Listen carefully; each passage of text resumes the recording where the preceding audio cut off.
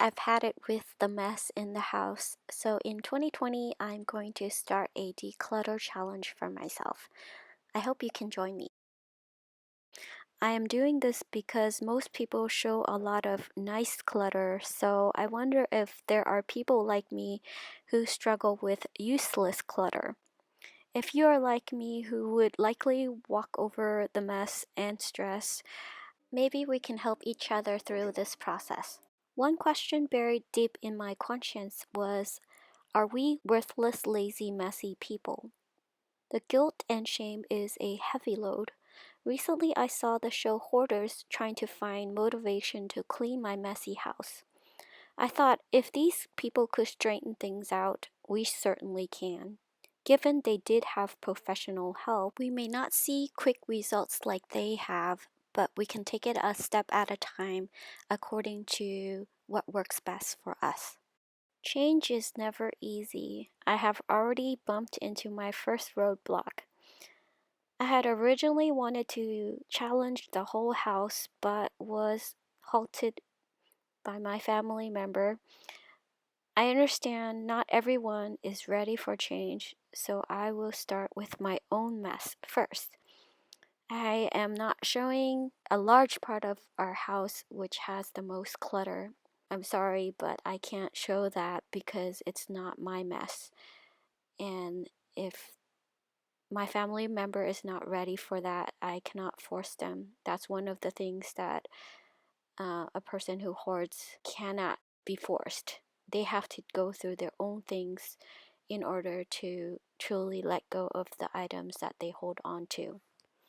So I will only do my part. Am I a hoarder?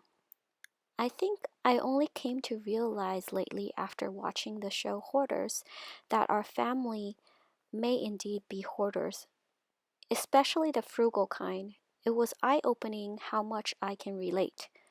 I had a collection of every single receipt since I started spending money. I have all my statements since my first credit card, and I have almost every piece of clothing I have ever bought, my mom has ever bought for me, with the exception of some baby clothes and adolescent clothes that were already passed to family in China a very long time ago.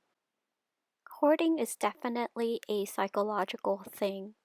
No wonder, no matter how hard I tried, I just couldn't throw away many of these things. I have to say, compared to some hoarders on the show, we can still freely walk through the house. For 3 generations of accumulating stuff, and hardly throwing anything away since the beginning of time, I think we're doing pretty good. How and why did our family become this messy? Well, Rome was not built in one day. It took some time. First of all, we have been ingrained for many generations to be frugal, so we saved a lot of things that people don't find useful, but we always think there could be some sort of use for it. And then there was a loss in a family member, which caused money shortage, and things around the house broke and kept on breaking due to age. And then there's college, which all costs money. Then there's the busyness of a new job and life in general. There's possibly a deeper issue with fear of loss. All this contributes to paralyzing growth or change. Also, years and years of procrastination and lack of knowledge of how to start without this feeling of overwhelming physical and mental stress. I was always trying to clean parts of the house, but then because my family member is also frugal and very messy, whatever I clean tends to go back to the way it was or even worse.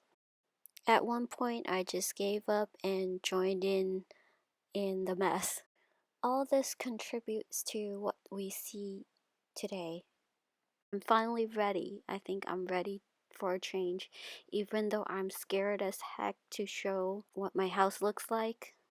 I don't actually allow people to come to my house. My friends haven't came to our house for over 10 years, And even if someone asked me to borrow the bathroom, there was one time, yes, I did let someone in, but I made sure that I had them stay outside and I tried to clean up the bathroom as much as I could. Uh, and I tried to ignore the mess that was in the living room and everywhere else and just let them in because I couldn't let them pee in their pants, of course, right? I was extremely, extremely regretful for letting them in. And from then on, I just didn't let people in the house anymore. And now I'm showing the whole world what my house looks like. What am I thinking? Being this way for such a long time, we've just come to put a blind eye or just kind of like pretend we don't see the mess that's around. Otherwise, we would just, or at least I know I would go crazy. The environment has been like this for way too long, and at moments I wish I lived in a blank white room with nothing in it. By throwing this out there, I'm giving myself an extra little push. Instead of worrying about it, I'm going to have to start doing something about it. I think being frugal is great, but when it's in excess and we cannot use all the things that we've collected, it just makes the whole environment useless and unsanitary, not something you want to be around. So, what to expect from this 2020 declutter challenge? Initially, I just want things to function. Besides the bathroom, none of the rooms have a clear function. You will not see 10-minute time-lapsed videos with the ending result of a beautiful designer home. Nope, that's not really possible. You will see the real deal. I am in general very indecisive, very disorganized, and being frugal really doesn't help me want to get rid of things. You will see the real struggles in real time. I will take slow, tiny steps. That works for me. I have tried many ways, like one in particular, like Marie Kondo's method, in which you take things into your hand and say, "Oh, if do I love this item? If I don't love you, then I'm gonna have to let you go." That doesn't really work for a frugal hoarder. It just doesn't work. So and also most of our things don't have any monetary value, mm, and they are only worth something in our own minds. So donating is also out of the question sometimes. Maybe a few items might be worth donating, uh, but I doubt many people will find our things useful.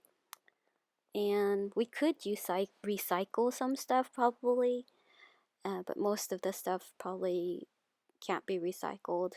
Um, I don't know, maybe I'm just overthinking, but the environmentalist in me wants to save everything from landfills, like everything. That's how I feel like. I just don't want anything to go to landfills.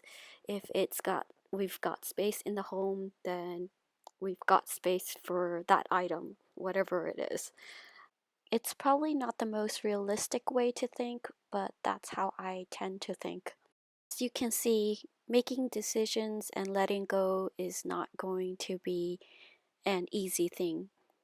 It's going to have to be maybe short little exercises of taking a box at a time, a bag at a time, maybe a little corner at a time, and start that way and build up to cleaning a little bit more and more.